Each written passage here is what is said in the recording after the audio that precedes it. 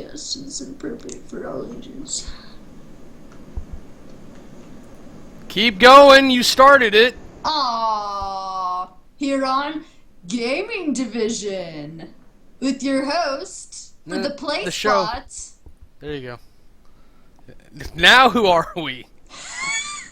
You're the host, technically, so I'm letting you introduce yourself. You fucking started it. I was about to start talking, and you just went. Because I have to, like, click on 6 different channels or whatever for all the places that I stream this. You jackass. And I guess you just got bored? Is that what happened? Yeah, I was like, I mainly was hoping that it might catch part of it as like me making fun of you a little bit, but Yeah, you know. I got that much. But anyways, I'm creepy campy, or I am Kamurai. also Sid Cam too. Sometimes it's just like whatever people want to call me. It's like I don't care. Oh, so we just get to make things up for you now? Oh, your world's coming apart back there, man. I adjusted the camera and I shouldn't have done that, I guess. Yeah. There we go. I'm looking out for you, bro. There I am. I'm on location in Minecraft, apparently. Cool. I'll fix that. I'm on location from the inside of the Doctor Who TARDIS. See, those are the doors back there. This is what it looks like inside. I'm sorry, I just can't. The worst joke possible with that came to mind, and like when I don't feel good saying the joke, it's pretty bad. So. Oh, so you're just gonna keep that one to yourself now? Is that what you're Well, trying I mean, to I say? could do that. That would be like the polite thing to do. But now that I've called it out as a bad joke, and it's not obviously not going to be funny, we can discuss it academically. Where it's like the horrible joke that came to my head was like, oh, so it's like your vagina, it's bigger on the inside. Oh. Which is horrible. I mean, things you don't. It's probably something you don't say to a friend. But I love you, Sid. And I don't think your vagina is as big as your house. But I guess it depends, like, what you keep in there, like how many drugs and everything. Oh, did you just leave? You just turn your camera off? Like, you're still there. It shows your Skype information. Yeah. When you do that. I was just beating my head. Oh god. Okay, so we usually kick this off with talking about gaming shows now, for things and stuff. Of course, there's D&D, like so many places you can find it. Over on the Weird Lanes, they've got a couple campaigns going now. Iffy Wizardry, Brandon, the DM for Heroes of Awesome, has his own things going. Twilight Chorus, Dance of the Endless Silver Night or something. I don't really keep up with that one at all. And then he's got a new one, like, for Sundays, the Sunday League, or whatever, at the store. So, God bless him, whichever god you like, I guess. And, of course, the D&D Adventure League that I'm in, over on Mayhem Muse's Twitch channel. Yeah, how's that going? Interesting, we had our second chapter. I sat next to Mika, so me and her were hamming it up on camera, and I got the 4-camera setup to work. I was really excited about that. Because Jen's laptop is ancient. Yeah. And that's what we use to stream the store. And so we put on an extender. Give me 2 seconds, and then I'll let you go grab your cookies. Okay. Put on an extender, and then we ran 4 cameras and a snowball audio mic out. And I took a picture and put it out there. So go get your cookies. Okay. And I'll ham it up. So you could share it with me, maybe, or show it. It's over. It's actually on my Instagram, which I'll be able to. I'll get it for you. Okay. Cookies. But like I was really proud of the setup because we got it to work, and like the problem was that with all the wires would kink, and then whenever anyone would move the table, like it would shift the camera. So there's several times, especially the camera that me and Mika are on, we're like futzing with the camera. But she's really fun to share the camera with. So and she's just a delight in general. If you don't know Mika Nicole. Yeah, she's showing us her cookies, everybody. But if you don't know, and hopefully I said it's Mika Nicole, Ginger Mika. She is an absolute delight to be around in general. So the fact that we're there playing this D&D campaign thing together, it made it very interesting. But the short synopsis of the D&D adventure was that we killed a bunch of goats. If you had watched the first one, there's some kind of demon goat things that were born, and then they came and like on our way back from saving this child, they started to attack us, and we basically had to take them out. Oh no! And I don't know if like it was the camera's fault, but we were kind of rambunctious, so I felt bad for Jen trying to manage everybody, but she's done it enough times that like it's not that big a problem. Alright, and Sid, I'm putting that in the chat for you. There it is. Oh, is it the picture? Yeah. And you know what? I'm actually going to take over your screen capture here and show it real quick. Nice. Yeah, I was going to say, I'm like, oh, don't just show it to me. Show it to everybody. But like, right here is the snowball microphone that is actually actors. And then we've got my big camera here that I'm actually on now. And then we've got my secondary camera. And it turns out Jen actually has my old camera. Oh, wow. Which she put up here on the D&D thing. So, like, we had 2 of those going, plus that, and then she was actually using her laptop for the 4th one. Nice. Because Mika didn't bring her webcam this time. But, so that's what that is. That's awesome. Yeah, so it's cool to do that and actually have the time to set it up and everything, and... So did you guys end up like streaming that then, or? Yeah, like I said, if you go over twitch.tv/mayhem_muse, it goes live there, and then I think she's been archiving it over on her YouTube channel. But it's her and Brandon missed the window to get named YouTube channels, so I can't just be like, hey, do a thing. But you can find her, Mayhem Muse. She's everywhere. And then over at Geek and Sundry, all the good... I hate saying this. All the good shows, it feels like, are on hiatus. I actually don't remember what Co-optitude was doing, but it's really not that great a show. It really is just Felicia and Ryan, like, goofing around. The video game's not important to the show at all. Oh, sure. Yeah. I think the last one they were on together was the Surgeon Simulator one, which it actually hurts the comedy for that because it's designed to be YouTube-y bait type stuff. Oh, okay. So it's just you just need one person failing at it to be entertaining.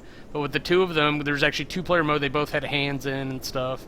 But the Josephine McAdams, I think was her name, like her and Ryan playing Super Mario Bros. U was actually pretty interesting because it was someone who wasn't Felicia Day. When they bring on a guest, they do 3 people. It's actually interesting because that 3rd person gets subjected to their bullshit.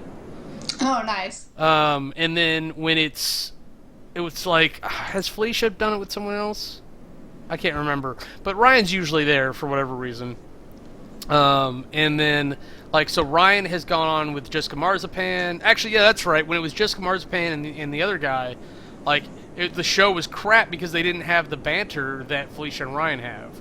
And the video game plays is not the focus of the show. Yeah. It just isn't. But Josephine actually gave it back to Ryan. I thought was funny. The worst part of it is that he calls her Jim. For some reason, and I don't get that, but that's okay. Huh, interesting. And then of course she's really pretty, so that always works for shows when they put pretty people on. This is true. Yeah, you should get one of those. Yeah, I mean that's kind of well, it's not why you're here, but that's kind of like one of the roles that you help fill in. I was just checking out the. It's like a really backhanded way to call me ugly, too, by the way. Oh, that's not what I was trying to call myself ugly, man. Like, because it would have to be, you were saying like a good-looking girl, Nobody's going to buy it. No one's going to buy it, Sid. Take your low self-esteem and go home. I'm just being a butthead, that's all. The contrarian. You know what? That would be a really good show. This is a total side tangent, but, like, that would be a good TV show, just the contrarian. Like, where his superpower is to just argue and cause problems with people. Jeez. Do you keep up with Spellslinger still?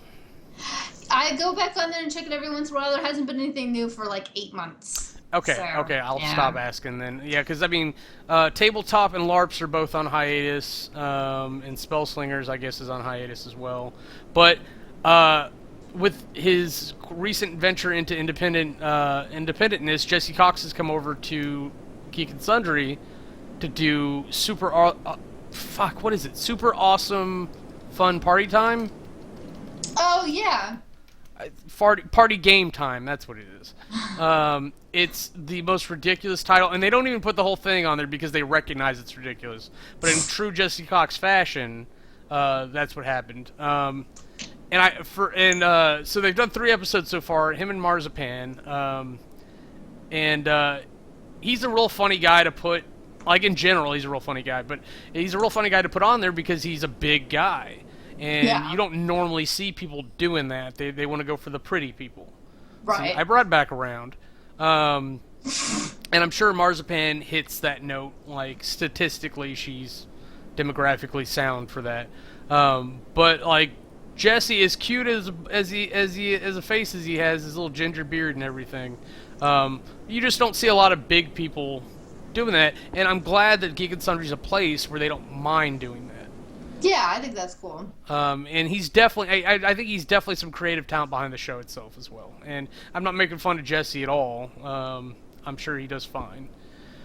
But I just wanted to note that I liked that, and I like Jesse Cox in general. And Marzipan's okay. She's growing on me. Yeah. I just think like I had a false start with her when she came on to do Co-optitude, because she's part of the Twitch team, and I haven't been keeping up with her Twitch. Oh, okay. Yeah, that would make sense. Yeah, new people, they're hard to adjust to sometimes. Yeah, Geek and Sundry is one of these weird companies because they took their brand and stuck it on other people. Like when the vlogger, it was their vlog channels or whatever came out. There was like 5 of them or something, and like I bid on it, and most of them were pretty good. Like, and I especially liked Holland Farkas and Nika Harper. I liked their channels because it was dealing with movies and writing and games. Like, Nika really flip-flops a lot, and she was trying to find a nice spot for it. But there's Christian and Dale Kingsley, and a lot of good stuff. But Geek and Sundry likes to put their label on things that aren't already them. So that's what happened with the Twitch. Is like, it's like, oh, we're gonna have a Twitch channel, but Felicia's probably not going to be on it. Will's probably not going to be on it. Ryan's probably not going to be on it, and Ryan has his own Twitch thing that he does. So if they just put the brand on the existing Twitch thing that he does, like, I would get it. But well, do you think maybe it's just that they have like a lot of different like outside collaborators that have their own channels and stuff? Like when you think about like, with Sean Plott, he's got his whole Day 9 channel and stuff and does his own thing with StarCraft, and that might be part of the reason why Spellslinger's on hiatus too, because I know that he's working on releasing his own game at the moment. So, well, yeah, and that's just production schedule. But Geek and Sundry, like Felicia's from Hollywood. Like whether or not she was ever big in Hollywood is arguable. But and Will's from Hollywood. They're used to things working a certain way and companies working a certain way. So like they go, well, we're a company, we want this, and then we'll hire people to fill the slots. Because Felicia was probably she's probably still losing her mind, even after selling out to full screen. She's probably still losing her mind trying to make things happen, and then manage her book tour, and then whatever acting she can get. Sure. So, like, it's a weird world that we ventured into, especially with Geek and Sundry. And it's not like Rooster Teeth, where they did the thing, and then, like, as they do new things, they just add brands on it, because they grow the existing thing, and they bring people in to help out with the existing thing, and then they have those people do other things. So like it's very much a process where they grow and expand from within, where the Hollywood perspective, which is pretty much the opposite of a startup like Rooster Teeth, is that they create these things on the outside and then they fill it in, and then they're like, oh, you're part of Geek and Sundry now. So the identity changes completely, where like you might just be a Felicia Day fan, and that's, you stick to the core group of the original Geek and Sundry people. And then you never get on to these other people, kind of like me, or like you like Twitch, and so you start there, and then you bleed into some of the other stuff, maybe. Sure. Weirdlings are kind of doing something similar. Like they actually did like a weird cross. They started expanding into Twitch. They took the people that they had and started utilizing them for talent because of the scale they were doing. But they did bring in someone specifically to help out with that. They're bringing in new people to help build the things that they're already doing, and then I have a feeling that they're going to expand them out into other things later too. So yeah, because those guys, they have a heavy schedule amongst all of them because they stream 4 nights a day, every day of the week. Wow. Yeah, like it's. Ugh. Well, I mean, I guess if that's your job, right? Well, no, these are all independent people. Weirdlings don't get paid per se to do what they do. I thought you were still talking about Geek and Sundry. No, yeah, Geek and Sundry, yeah, it's like they actually hire people. They, like, hey, you're going to get this much to do this, so we're going to use you for talent on this, you're going to do production for that, and right. I cannot imagine what those schedules look like. Right. Then, of course, I think they switched out. Like, they're not doing Secret Hitler Sundays anymore over on Total Halibut, or youtube.com/Total Halibut. I think they switched over to the Gremlins board game for a while, but they're still doing lounge type stuff there, and it's probably there and on WoW. And as we still have TB around, he's still doing stuff, so I just like to throw a little voice his way. Sid, what's going on with Magic? Magic? Well, not a whole ton that's new necessarily. I'm still kind of getting more so into Tiny Leaders format, and which is kind of interesting because I was listening to a podcast the other day on I think it was the Highlanders. Does that sound familiar? Hold on, I want to make sure I get the information correct. Okay, at some point, I didn't mean to spring this on you. I was just saying. No, you're fine. Let's definitely talk about trying to play Magic online together. This has been an adventure. I know, because I know that again, I think there's interest, and supposedly there's not a whole lot of very good Commander game streams out there, from what I've been told by people who I am close with or whatever, who are interested in watching that and are out there looking for something that's legitimate and fun to watch. So so if that was something that you'd be interested in doing, we could check it out. But the Tiny Leaders format, I don't know if it'll like pick up mainstream so much as regular EDH did, or if it's going to kind of peter out, because the podcast that I was listening to on the Highlanders was the creator of a website called EDH Rec. So if there's anybody out there who's currently into deck building Magic for EDH decks, EDH Rec, and that's edhrec.com, has a really awesome database, and it's basically pulled from decks that people have made online and that they submit to this website. So you can choose your colors that you want to build your commander around, and it'll give you all the different commanders that are those colors. And then if you click on the commander card, it will show you all the cards that would fit well with that deck, just based off of what other people are using and stuff. So but the creator of the website was saying that he was looking into possibly adding the Tiny Leaders format onto the website as well, but that he wasn't entirely sure if it was going to pick up steam or not, so he decided not to do that at the moment. So it'll be interesting to see if it kind of goes more mainstream or not, or if it just kind of peters out. But yeah, when I brought it up to Brandon, he kind of scoffed at it. Oh. Because it's just what they've been used to. They're used to doing Commander, right, in like big groups. So it's like, okay, you do what you do. Yeah, and the Tiny Leaders format is nice because, I mean, with the people that I play with, we have a limited time frame to play. So like we play on our hour lunch break at work, and so an EDH game can on some occasions go pretty long.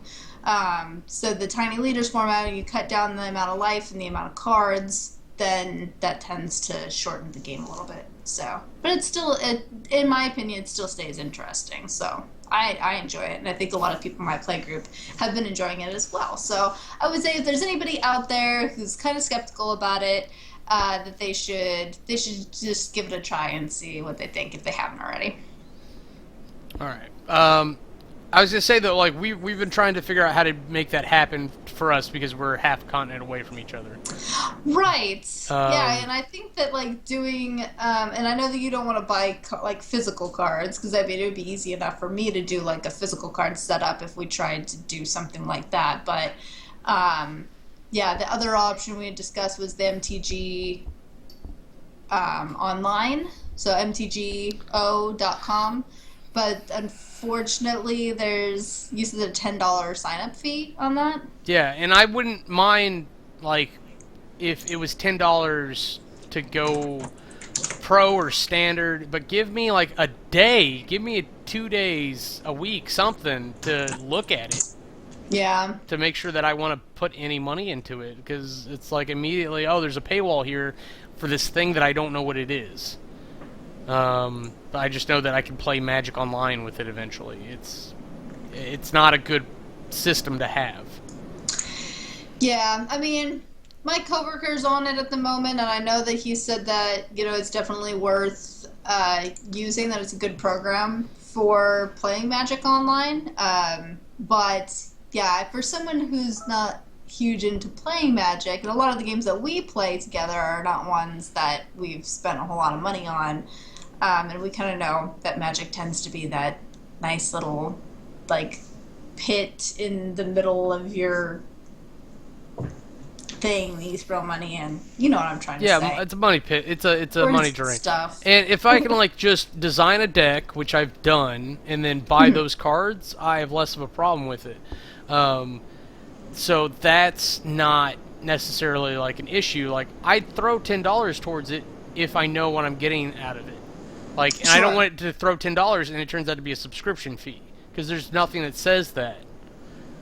Sure, yeah, and from what I mean, and I can check into it a little bit more with my coworker tomorrow and just ask him a little bit more about it. And just as far as I've been told, though, there's no subscription fee. And I don't think that's the case. I was just saying, like, but I didn't know. It's unfortunate that information's not like very visible or accessible on the website to just be like, hey, so this is what you're getting into, and this is what your fee gets you, like, access to the cards, basically, or whatever. Well, and I'm pretty sure we have to buy cards, too, like, yeah, once we're there, and, like, as long as I don't have to, like, booster packs, I'm fine.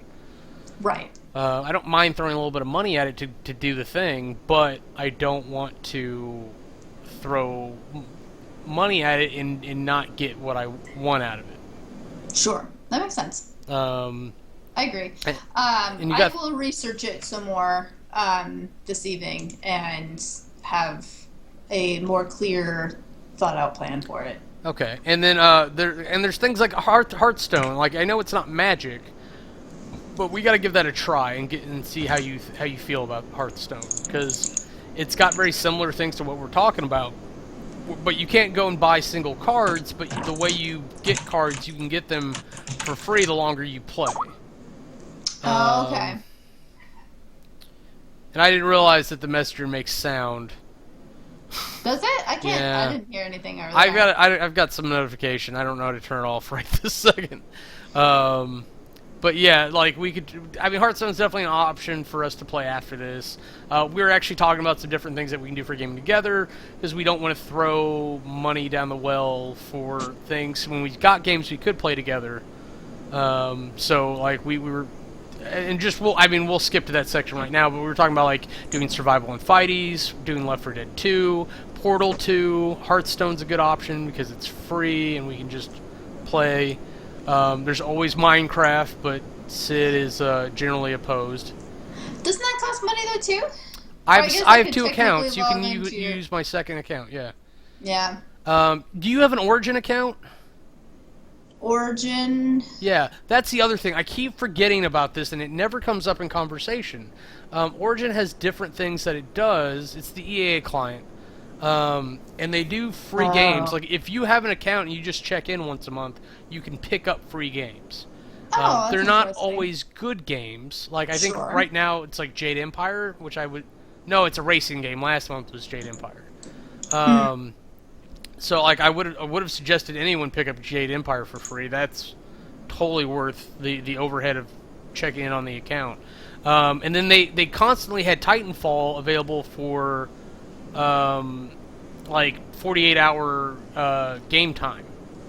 Like, and that's something I would have suggested you and I try out, but I wanted to make sure we got our money's worth. Right now on the house. Oh, I'm sorry. I guess it's upcoming. Is Medal of Honor Pacific Assault. And then game time, Sims 4, Battlefield 4, Titanfall. So we can still do it. Oh. So yeah, play it for 48 free hours. But I don't Oh. know if that's your time starts now and you have 48 hours, or if you have 48 hours of game time. Oh, I gotcha. Yeah, I bet Um, you it's just like from the time that you started, would be my guess. yeah, so that's why it's like we haven't done it yet because it's like, well, I want to make sure we get some time at it. I want at least a 4-hour slot, followed by potential play of playability like the next day or two. Hmm. And with our schedules, it just doesn't seem to work out like that. Trying to piece together It, my world. it, yeah, it could potentially work out this evening and then partially tomorrow So, before the movie Mondays. yeah, we're switching We Are Movie Club over to Mondays for now, and we'll see how that goes. Movie Mondays. What was I gonna say? I totally lost it. But yeah, we got to make sure we get you on Origins and Battle.net today. I'm on BattleNet. I don't want any of your back talk. Hey, you just calm the F down, sir. Ooh, she You know called what's me gonna happen sir. now? You know what's gonna happen? I'm just gonna get up and walk away. I'm just like mic drop right now. Be like, You're gonna get your cookies, and I'm fine with that. You don't have to like pretend to be upset. She thumbed me. Okay, so while she's doing that, let's go to Minute in Minecraft. I did want her in on this, but how do I get it so that it's all the right size? No, I need that big. I need this small. God, I thought you were getting your cookies. Oh, you got them. I'm saying I got a cookie. Okay, I'm trying to get this to the right size and just take over Sid's screen because she's not important for this. It's cool. Nobody wants. I probably shouldn't be online eating cookies for free, anyways. No, I love it. I'd love to see you put things in your mouth for the camera, but um, okay. So I flipped the table a while back and I started playing with MC Edit to do things because I wanted my thing that I wanted for a while, and what I wanted was like a big transport system around the world so that we could get around, and then I wanted. I've always wanted like a home base thing, so started thinking about it. I was like, well, if I can just make it all creatively, then why not go all out? So what you're looking at here is there's actually a tiny transit station here in the middle.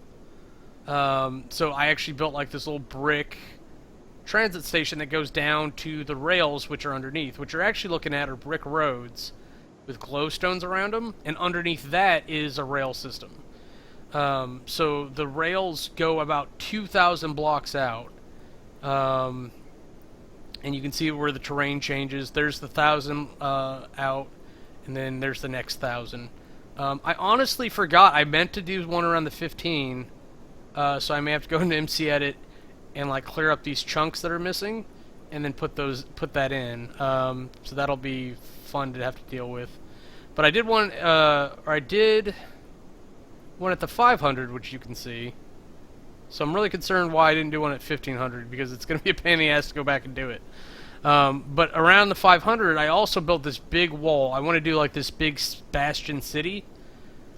Oh, there we go. So Like there around 100 out is the core city, and there's like a big farm that I made more for aesthetic purposes than anything because I want to do a farm tower over here so I can automate it and like use water to rush the crops down to a single thing. I did an orchard over here with all the different types of trees, and then animal pens. Like I got crocodiles in one of the pens. It's crazy.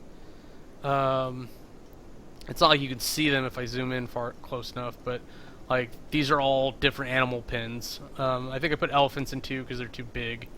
And then I made a little market here. Like each of these are little houses with villagers in it. So the iron golems will spawn inside the water here that will push it down this tunnel, which actually drops down far enough to do a pigment processor underneath that. So there is going to be a built-in way for people to collect iron and gold that way. Because if you go down... Oh, where is it? Oh, I guess it's this building here. And this building's like going to be a way down to the collector. So eventually everything gets pushed down into a compactor, and then the pigmen get chewed up, the golems will burn, and then everything will be in like a little chest down there for you. And you just go down there and collect it.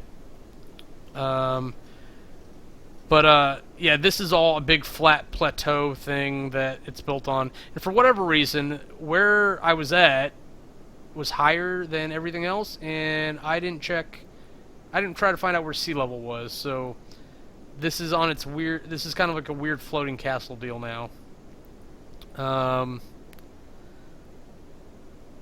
Sid, are you trying to eat around the map? Is that what's happening? Okay, thank you, Sid. So I'm really looking forward to this and play with MC Edit a little bit more, and then trying to fill out a type of castle, because I just wanted like a nice core component so that when people come up off the tracks they can get right to everything, and then we'll find ways to utilize this to make it the bastion that I want it to be. And there's Sid back. Hi! What were you fucking trying to do? What, eat around the side of the map? Is that what you were trying to do? Oh yeah, I mean, like, I just kind of like glanced over, or like reached over to get the cookie off of the table over here, and I looked at the thing and I was like, oh, you can kind of see me. I should just be like, cookie. If you didn't know, Sid's an attention whore, but that's okay. This is like 100% true. Okay, so let's talk real quick about safety during gameplay. You have a back. It's a rather important part of your body. Take breaks when you're gaming. Do whatever you can so you don't throw your back out playing a video game, because that's kind of embarrassing. Be aware of your chair hour. The chairs, they have hours. Hours? Like it. Like the chair at my work is an 8-hour rated chair, so like you can sit in it for 8 hours. So it's like if your chair that you bought at Costco or at Target or at home, like, or you know, the Office Depot or something, it's like a 2-hour rated $50 chair. Chances are you're gonna have to get up out of it a little bit sooner than like a more expensive chair. That's horse hockey. Whatever. I sit in this chair every day for hours at a time because it's basically my hobby. When I'm not at work or earning money, like I'm here, and I'm usually either playing games or doing something, and or watching a show. Whose back hurts now? But that's the thing, is like it wasn't until like Darkened Sky when I was trying to stream for that that the next day I woke up with my back hurting, because it wasn't like I felt bad then, but like I did that and then I like gratuitously slept today. So like maybe it's a combination. I'm just saying, don't sit on cement and get hemorrhoids. Don't pull your back out playing video games if you can avoid it. But that's what I was playing yesterday. Like that's my big game. Is like I did a lot of Minecraft stuff this week. Setting all that up is not a small feat. And then I did Darkened Sky, which is from my GameCube days. Wow. Because like I'm looking at like all the games that I've got access to, and that I feel okay playing on stream, and I want to try to narrow it down to Origin and Steam, because there's a couple games for Origins that are just not like not going to go away anytime soon, like Mass Effect. Like it's going to be a while before I can knock those out. And the idea was that I was going to start playing 2 games and try to switch back and forth for a while. What are you planning on playing Mass Effect? Eventually. Because I've got it on Origin, along with Alice, Madness Returns, Jade Empire, some games that are going to take me a little bit of time. And Darkened Sky is on disc. Like, it's not available anywhere but on disc, but I bought it for like $3. And I thought it was totally worth it because I actually like the game. So I've been going through that, and I got pretty far, I think, yesterday. But I kept running into quality issues because it's not on Steam. It's not on a modern platform. There's a lot of things that I didn't realize I've got to like deal with. And so it was really hard to get quality footage up. And normally when I stream, I capture off 2 OBSs from Minicam. So Minicam's the one actually grabbing the footage, and then it feeds that out to OBSs, which go out to Twitch and YouTube. But I know the weird thing to use Restream, so I tried that out after a couple hours because I just couldn't get it. And the quality is pretty much there. That, and I switched to like 60 FPS, even though it only records at like 30. And I could see the sway of her hips just fine. It's a timing thing. When she walks, her hips sway a little bit.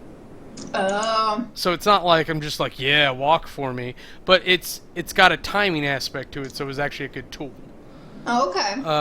To check the quality. So it's a little bit better, but there's some weird overhead. I don't enjoy using Restream. Not only does it got like a weird delay, I can't reach it on YouTube straight away like you do when you normally are streaming live. So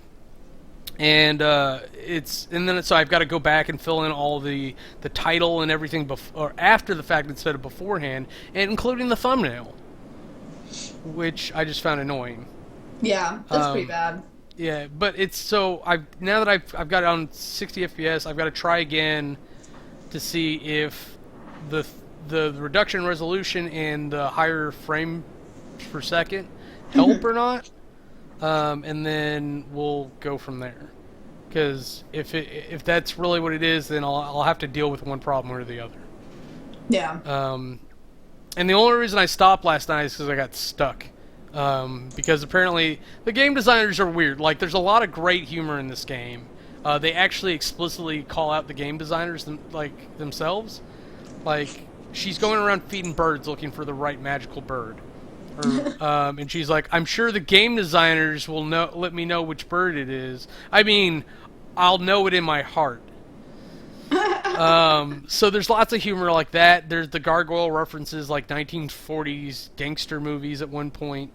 Nice. There's a lot of funny stuff that goes on, but like they do some kind of dickery things in the game that it's like, oh, really? So we're doing this, and it looks like it's just to be mean to the player. The latest of which is an invisible bridge. Like, yeah. You literally can't tell where to go. Oh. So you're just supposed to divine. There might be clues somewhere, but you're supposed to divine where the invisible bridge is in this chasm, and if you fall into the chasm, you're dead. Lovely. Yeah. Oh yeah. The other thing is, like, she can't swim, and she calls herself out on it. Like, she's like, I'm just a warrior, goddess, mage, thing, or person. It's not like I can be bothered to learn how to swim. Jeez, but so it's a really interesting game, and it's all about going around and finding the magic Skittles to reunite the rainbow and find the prism to unlock it. Oh boy. Because it's a dark world of evil. I gotta bring that magical rainbow back and make it bright again. Taste the rainbow. But like the first offensive spell you get is a rainbow shooting spell. Lovely. So it's like you shoot a beam of light and it changes colors every time you fire. So it's like taste the rainbow, bitches. Oh god. But now I've upgraded to a fire spell and an ice spell. So oh well. Bummer. Okay. Anything? Have you played anything this week besides Magic? The only thing that I played was so last Sunday I went to a StarCraft 2 tournament down in Seattle and was watching a friend play in the tournament. And so while I was waiting for the tournament to start up, I gamed on the machines that they had down there, the thing or whatever, and just played Dota 2 for a little while. But besides that, I don't think, did I play anything? Were you just playing with the randos? Stuff? Yeah, I just played with some randos and against bots. Because I'm like not super great at Dota, and it's so sad because like when you play Dota, even against bots, the people that you're grouped with are still like just hyper like aggro and douchey about everything. It's just hilarious. Just like, oh, what are you doing that for? You know, I try to avoid getting those comments thrown at my face because I just, you know, try not to do anything too stupid, but or draw attention to myself too much. But I've seen it happen to other people, and I'm just like, guys, we're playing a game against bots. Like, just calm down and have a good time. Just chill out. Yeah, I mean, with the MOBAs, that's one of the weird aspects of it, even though they're so popular, is that you almost are playing against your teammates as much as the enemy, if you don't know who they are. I know, which is unfortunate. That's why a lot of the times, the only time I'll play something like that is if I'm, like, with other people that I know. Like, if we're all together in the same group. Because then they're more willing to be helpful than be assholes, obviously. See, and people who don't play MOBAs or don't know anything about MOBAs look at you like you're an asshole when you suggest that. Right. It's like, no, you should find people you know to actually play on MOBAs. Like Mark from the Weirdlings was like trying to figure out Paragon, I think, is the Blizzard MOBA, the new one. And I was like, if you could find people that you know, go for it. And so, like, I wouldn't be surprised if we see a Weirdling team for MOBAs pop up here soon, because that's how you play MOBAs. You find enough other people who want to play MOBAs, and then you play with them. Yeah. Like, I mean, for even Heart of the Storm, which is supposed to be like the Smash Brothers of MOBAs. That's the Blizzard one, right? Yeah, that's the Blizzard one for, like, that has all the characters from the other games. Oh, okay. So, like, even for that one, like, I would suggest, like, find people you know and play it. It's not... it's not easy to play a MOBA unless you can coordinate, because that's the whole point, is to coordinate as a team against the other team. Yeah, and everything's so quick that it's like it's easier to be on a voice chat function and just be like, hey, you know, top, need somebody to top, or, you know, missing mid or whatever, you know, and not having to like type it in while you're trying to, you know. Yeah, that's such huge to me. I could imagine Discord being used pretty heavily for that these days. Oh yeah, totally. Yeah, but like, what are some other MOBAs? Dota, League of Legends, Heroes of the Storm, Paragon's a newer one, Smite, Overwatch. Which is actually another Blizzard one, which is weird that like they have 3, I think, now. Mm-hmm. And I only heard that Paragon was Blizzard. I don't know that for a fact. Oh, okay. But Overwatch is a first-person shooting MOBA. So like it's very much like very similar to Team Fortress in some respects, where you can like it's 5v5 and you can pick your character like on a respawn, so that you have your loadout, and so like you can swap to whatever the situation calls for. Well, that's pretty cool. And I think that's the whole point of the game. Like, so it's a very different MOBA in that respect. I just there's an option that you can play in Dota 2 that lets you do that. Like every time you die, you spawn in as a new character, but it's not one that you get to choose. It's just random. Just so it's a little bit different, but they do have a function where you can play. Yeah, Like I don't think I'd ever play something where I get a random character from a MOBA unless I'm like an expert at that.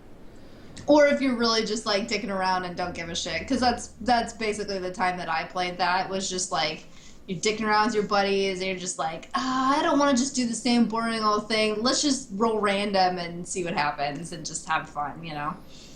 Now, if everybody's random, I guess that does change things because then people could be equally offset. But they could, I mean, but they have an equal chance of getting something that they're really like good with too. So there's that. Sure. Okay, so did you play anything else? Just pretty much StarCraft 2? Or I'm sorry. Just watched StarCraft 2, Dota. and then, besides that, I haven't, there's been some stuff that I've seen or been watching, but not really playing necessarily.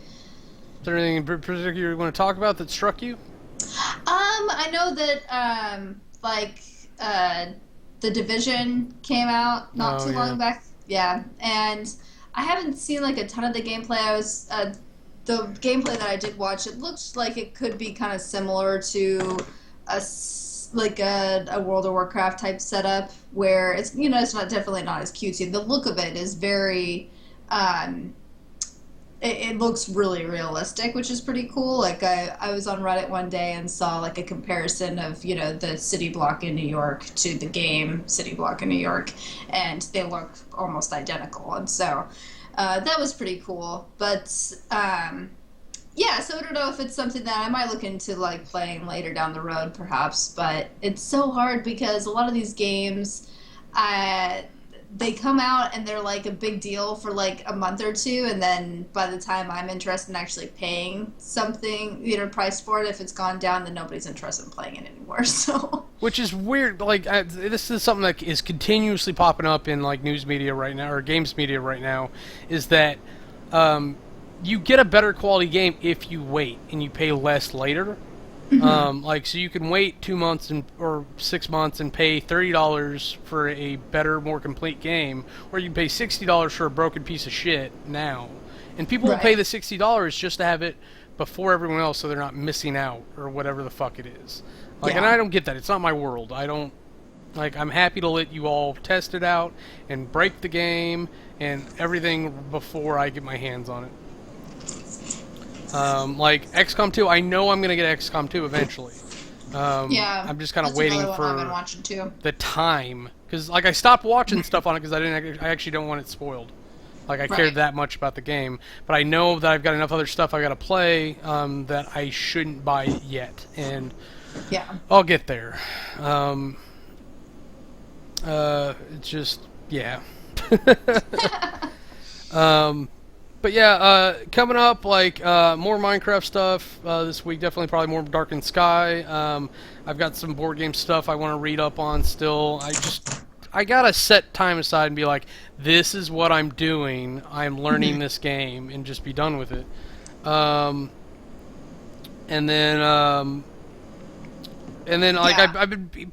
been picking at the Ninja All Stars Tabletop Simulator mod. I finally got all the pieces in. I'm actually looking at whether or not I should cut my board up to scan it properly, because it's too big. And the thing that's stopping me is that it's not only is it, this is how big it is. It's 4 panels, but it's got these hinges. So I can't even position it correctly to get it in pieces and then piece it together later. Yeah. So it's a fucking problem. But if I just cut it, then I can do it, but then my board's in pieces forever. Yeah, that's kind of rough. So I don't really want to do that, but I want to be able to play it on the computer. So I'm just going to have to make a call eventually, being like, it's got to be one way or the other. Yep, you gotta just decide what it's going to get used for more, I guess. Yeah, and you don't really... #nerd problems. And then I guess I could probably find some images online too, maybe. I don't know. Yeah, it's Possible. So we'll figure it out. It'll be a thing eventually. You and I Yeah. still got to play some Super Dungeon Explorer eventually. Though we'll probably break it up into some sessions. Yeah. Uh, I don't know, um, like speaking of board games, I'm supposed to. I heard about this board game show thing that I'm supposed to go to later this week. what's it called? So basically, what it is it's at the Pocket Theater. So for anybody who's watching that's in Seattle areas in the Greenwood neighborhood, and basically, this is an event where there's no charge to come in. It's basically like you pay what you want when you get at the door or whatever. It's kind of like a donation type setup. And it's sponsored by Blue Highway Games. And basically, the show description says you love board games, you love hearing about board games, you love talking about board games, you love getting free board games, but most of all, you love playing board games. So why don't you just satisfy all of these urges in one fell swoop? Come to the Pocket, grab a drink, and listen to an expert panel review 5 board games through very unique lenses. After 30 minutes of thought, you'll jump in and play these and other games until you're satisfied. Indulge your hobby and find others with the same passion. See, I think it comes down to what board games they're talking about. Like, I think Yeah, that I'm becomes a curious caveat. because they don't have there's not like a list of what the board games are. There, some of the people that are going to be there are there's a guy by the name of Adam Davis who's a longtime actor and D&D player, and it looks like he runs his own D&D campaigns for a youth group too, like a troubled youth group type setup, and so I don't know if that's kind of any way to gauge what kind of games might be there. Is like somebody who's into D&D, and then the only other indicator that I have too is the cover photo on the Facebook invite is Carcassonne. So Okay, so like I was gonna say, I just had to narrow it down to 5 games. I don't know what I would pick. I think Seven Wonders and Dominion and probably Catan would probably all be there. And maybe I'm just showing the age of gaming that I'm in, but so Seven Wonders for drafting, Dominion for deck building, either maybe not Catan, maybe something like Small World, something that involved like board domination. okay, So like Catan, Ticket Rider, Small World, something like that. We've got a deck builder, we've got a drafting game. What else do you add to that list? Like even thinking about the games I got behind the screen, I'm really at a loss if I had to pick 5 of them. I mean, I would probably do Dominion, Seven Wonders, Catan, Ticket to Ride, and Small World. yeah. I mean, like what kind of category would a game like Carcassonne fall under? Now, Carcassonne's a good one. It's more of that's a weird bird a little bit, but Yeah. Workman Place. Oh God, what words? Um, Words are difficult sometimes. what's it called when you place workers? Worker placement. That's what I was trying to say. Okay. But it comes down to tile placement, so it's actually board building, which is not a mechanic that a lot of games use. So maybe Carcassonne would be worth taking one of those slots because it's a unique enough game. Yeah. So I don't know. I'm curious to see what the games are and if there are ones that I have not had specific dealings with as of yet. Because I know at work right now, Friday game day has been mostly built around deck builders like Dominion, and they were playing like a Marvel superhero deck building game this last time around, and then there was another superhero one that they were playing the week prior, like a DC one or something like that. Yeah, Legendary is the Marvel superheroes one. I think the DC one's just called DC Deck Builder or whatever. Something like that, yeah. I don't know. The superhero deck builder ones, I'm just not particularly interested in. It's just like the characters just seem kind of one-dimensional when they're in flat card space. Yeah, it's hard to get into it because the They're just sticking the brands on cards that exist. Yeah. Some of them land and some of them don't, but most of them probably don't. I would suggest bringing in like Star Realms and doing like some one-on-one. That would be my suggestion. Be worth checking out. Oh, the other one that I watched being played. So I was playing Dominion, and the other side of the table was playing this game, and it was like you have to keep your group from drowning. I'm trying to remember what the name. Forgotten Isle. Yeah. Forbidden yeah. Island. Yeah. Something like that. Yeah, Forbidden Island and Forbidden Desert are great team building games, along with Pandemic. Yeah. I Um, know some people have been talking about Pandemic as well, so yeah, maybe that would fill one of the board game slots for the board game show thing. yeah, I should just give you a list of games to drag in there. It's like, here's a bunch of deck builders you can play. Here's some team survival games that you can play. And like Pandemic's probably my favorite out of any pure cooperative games. They actually have added a lot of expansions to it. So like there's actually a trader mechanic in one of the expansions. There's several other things going on. So Nice. yeah, I think that's it. That's all I have. Yeah, just take notes or a camera or something to the thing. Yeah. So we're gonna break here and figure out what we want to play together. So if you stick around, there's gonna be some gaming together going on. But until you see me next time, I am Kamurai. And I'm Creepy Cappy. And that's Game Game Over. over. If you want to see anything else we're up to, go ahead and click the annotations, and it'll take you to our other channels. Thanks for watching.